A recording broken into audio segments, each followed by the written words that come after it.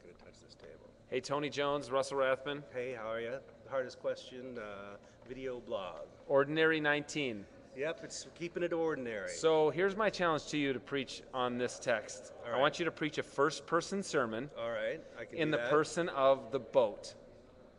That's good. See? That's good. See, we were just talking about this ordinary time. We have these texts that, like, we've read them so many times, children's books. How do you preach it? How do It you makes make for a it great fresh? children's sermon. It makes, but yeah. So preach it from the point of view of the boat. The Yeah. boat always gets left out because Yeah. here's what I'm thinking: Yeah. the boat looks out and sees Jesus walking on the water, and he's Yeah. like, "What am I, chopped liver?" Like, Right, exactly. And they're all like, "Oh no, we're scared. There's a storm," and the boat's like, I'm holding you up. Yeah. Right, I've like yeah. kept you afloat Right, this whole exactly, time. right, yeah. You just take me for granted. Right. And who Right, is you're this looking guy? over Yeah. my edge Right.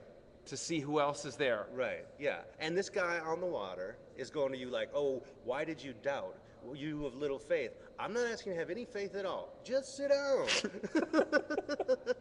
I'll keep you afloat. You don't gotta do. All you gotta do is sit down. You don't need with this guy here who's First-person sermon. from the person of the boat. I think that's good.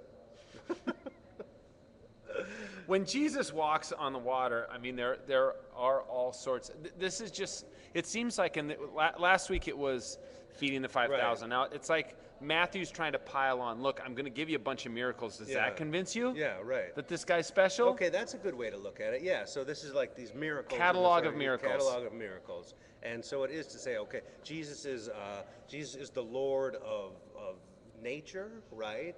Yeah. Right? He's the Lord of the sea. He can multiply food. He can feed people. He has dominion over all. Right. This is one miraculous dude. And you, of little faith, who Yeah. starts sinking in the water, Right. don't. Yeah. Only he does. So if we were to say, like, yeah, what is Matthew trying to do here, and why is that important? I don't know. Miracles, I guess. I don't know what. Yeah, I don't know what this is. This is all children's stories to me. For me, the miracles where Jesus heals people are signposts to the kingdom of for perfect sure. healing Right. and fruition of God's kingdom. And they're always some sort of restoration back to the family, back to the community. Right. Those kind of But the miracles. parlor trick miracles Yeah. are tougher to preach They are. theologically, I think. Right, because I mean, I'm not opposed to miracles or them actually happening or whatever.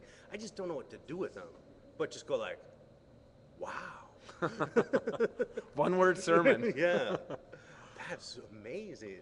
Yeah. All right, so the hardest question this week, we challenge you, preach it from the point of view of the boat. The boat. Huh? What do you say? Yeah. It's the one character in this story that always gets That short always- shrift. yeah. And a boat actually is a symbol of the church. Yeah, right. Yeah, there you go. Yeah, the boat is a symbol of the church. All right. So, All the more so. Okay, let us know what you do.